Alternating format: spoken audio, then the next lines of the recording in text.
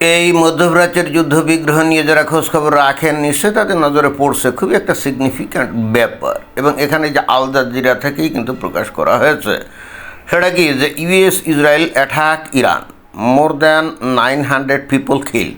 More than 900 people killed তার মানে 900 থেকে 1000 এরকম মানুষ মারা গেছে, রাইট? বাট ইন্টারেস্টিং ব্যাপার হচ্ছে কালকেই তো ওই যে আমেরিকার সেন্টকম অর্থাৎ সেন্ট্রাল কমান্ড, তার একজন মুখপাত্র সে তো দেখলাম যে একটা সংবাদ ব্রিফিংয়ে বলল যে এ পর্যন্ত মোর দ্যান 2000 টার্গেটের উপরে তারা বোমা হামলা করছে, মিসাইল আক্রমণ করছে। হ্যাঁ, 2000-এর উপরে। তো 2000-এর উপরে যদি টার্গেটে আক্রমণ করে তাহলে মাত্র 900 থেকে 1000 লোক, ধরেন এখানে বলছে যে মোর দ্যান 900, তার মানে 900 থেকে 1000। হ্যাঁ, তো এত কম মানুষ নিহত হয় কী করে? অর্থাৎ 2000 টার্গেটে যদি আক্রমণ করে তাহলে অ্যাটলিস্ট তো 2000 স্পটে যদি একজন করে লোকও থাকে তাহলে তো 2000 লোক মারা যাওয়ার কথা, তাই না? তা কিন্তু হয় নাই। তাহলে এত আক্রমণ করলো, লোক কেন এরকম কম মারা গেল? হ্যারাস যখন ইসরায়েলের ওপরে যখন ওই যে 7 অক্টোবর 2023 সালে হামাস সামলে পড়লো, ভোরবেলা 1300 নিরীহ ইসরায়েলিদেরকে হত্যা করলো, এবং তখন কিন্তু গোটা দুনিয়া মুসলমানরা কিন্তু খুব উল্লাস করছিল। এই বাংলাদেশের তৌহিদি জনতা তারা কিন্তু উল্লাস করছিল। আমার এই প্রসঙ্গক্রমে বিষয়গুলো কিন্তু বলতে হয়, কারণ খালি আক্রমণ করছিল বললে তো হবে না। কারণ এই সমস্ত আক্রমণ, পাল্টা আক্রমণ, এখানে তো মানুষের যে প্রতিক্রিয়া সেটাও বলতে হবে, তা না হলে তো পাবলিকের চরিত্র বোঝা যায় না। তো যাই হোক, বাংলাদেশের তৌহিদি জনগণ কিন্তু ওই হামাসরা যখন ইসরায়েলে আক্রমণ করে ম্যাসাকার করলো তখন কত উল্লাস, তাই না?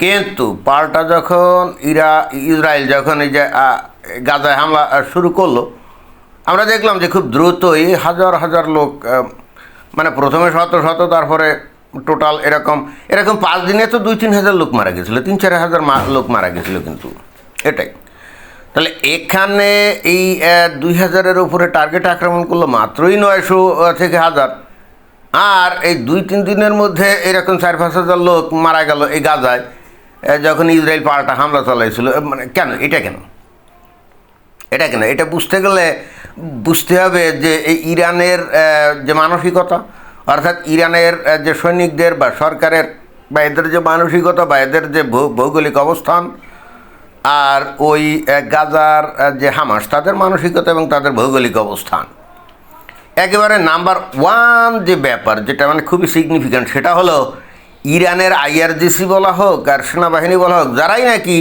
এখন আছে পাল্টা হামলা টামলা চালাচ্ছে, মিসাইল টিজাইল মারছে, এরা কিন্তু সাধারণ পাবলিককে শিল্ড হিসেবে ব্যবহার করছে না।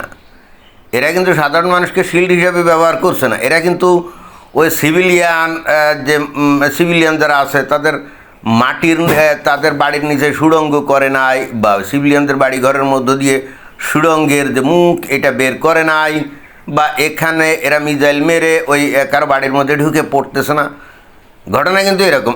পক্ষান্তরে হামাস কি করতো? হামাসের তো সারা যে গাজার মাটির নিচে নেটওয়ার্ক, তাই না? এবং এই নেটওয়ার্কের যে প্রবেশমুখ অথবা বাইরের পথ, এটা কিন্তু একেবারে কমপ্লিটলি সমস্ত সিভিলিয়ান জায়গা দিয়ে, যাতে সন্দেহ না হয়।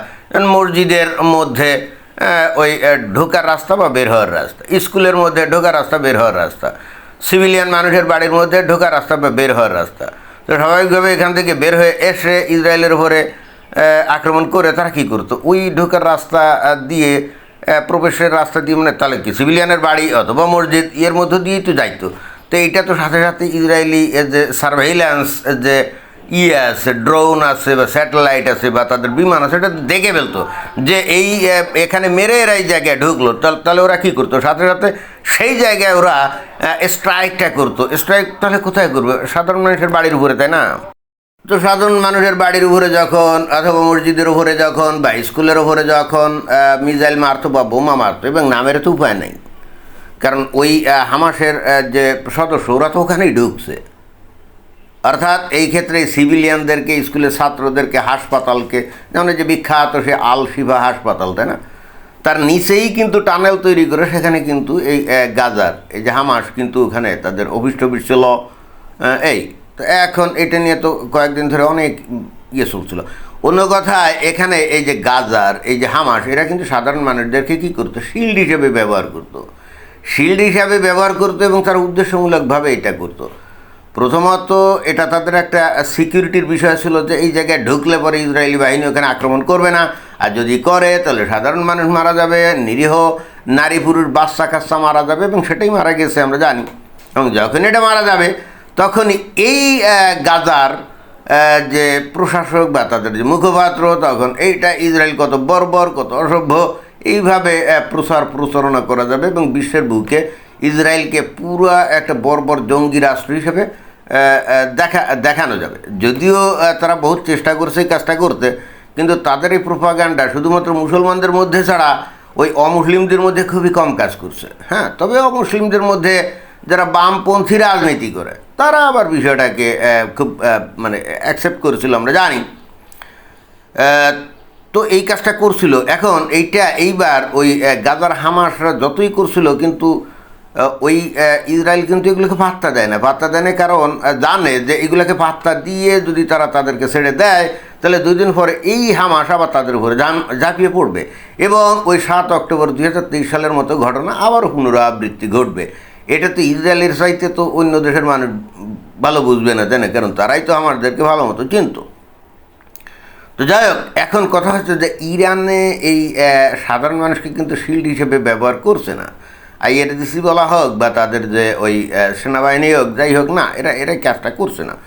এর ফলে হচ্ছে কি, এদের যে অস্ত্রের ভাণ্ডার বা এদের যে ওই মিসাইল লঞ্চার যে পাহাড় কেটে যে ইয়ে বানানো হয়েছে, সাইলো বানানো হয়েছে, তার মধ্য থেকে বের হয়। এখন ওখানে তো সাধারণ সিভিলিয়ান লোকজন নাই, তাই না? এবার ফলে হচ্ছে কি, অধিকাংশ ক্ষেত্রে হয়তো এমন সময় এই ইসরায়েল বা আমেরিকা ওই সমস্ত সাইলোতে বা মিসাইল লঞ্চারে আক্রমণ করছে যেখানে লোকজন নাই, ফলে লোক মারা যাচ্ছে না। And this is the significant difference between Iran and Gaza. এটা কিন্তু বুঝতে হবে। আর এছাড়াও ইসরায়েল এবং আমেরিকা এরা কিন্তু ভীষণ কশাস, যে এরা আক্রমণ করেছে ঠিকই আছে, এরা জানে যে ইরানের পাবলিক কিন্তু আসলে বিভ্রান্ত। কিছু লোক হয়তো বা এই এখানে যে ইসলামিক রেজিম আছে সেইটার উৎখাত চায়, বাট একটা বড় অংশই কিন্তু এই ইসলামিক রেজিমের প্রতি প্রচণ্ড অনুগত। অর্থাৎ এখানে জনগণ কিন্তু প্রচণ্ড বিভক্ত। বিষয়টা এমন না যে সিংহভাগ মানুষ ইরানের তারা এই ইসলামিক রেজিম চেঞ্জের এগেনস্ট, না, বিষয়টা বাইরে থেকে যা আমরা ভাবি বিষয়টা হলে তা না। অর্থাৎ সাধারণ মানুষ যাতে খুব কম মানুষ হয় এ ব্যাপারে তারা খুবই সতর্ক। বাট এখানে কিন্তু আরও একটা সিগনিফিক্যান্ট ব্যাপার আছে, 2 নম্বর যেটা আমি বলতে চাচ্ছি। কিছুদিন আগে এই ইরানে ওই যে গণ আন্দোলন চলছিল না, যেটা নাকি বাংলাদেশেও হচ্ছিল, রাইট? ওই একই ধরনের আন্দোলন তো এখানেও চলছিল, প্রত্যেকটা শহরে এটা ছড়িয়ে পড়ছিল, তাই না? তখন এই ইরানের পুলিশ, ইরানের আইআরজিসি, ইরানের নিরাপত্তা রক্ষীরা হাজার হাজার ইরানিদেরকে কি গুলি দিয়ে একেবারে কুত্তা শিয়ালের মতো গুলি দিয়ে হত্যা করছে, তাই না? এই যে হাজার হাজার বিভিন্নভাবে বিভিন্ন লোকজন বিভিন্ন মানে যেহেতু ওখানে খুব বেশি ভালো করে তথ্য যাচাই করা যায় না, কেউ বলে 10,000, কেউ বলে 15,000, কেউ বলে 20,000, কিন্তু 10,000-এর নিচে তো না। আচ্ছা 10,000 বাদ দিন, অ্যাটলিস্ট যদি 5,000-ও মারে তো সেই কারা মারছে? এটা তো আর ইহুদিরা মারে নাই, এটা তো আর আমেরিকান মারে নাই, ওরা নিজেরাই তো মারছে, তাই না?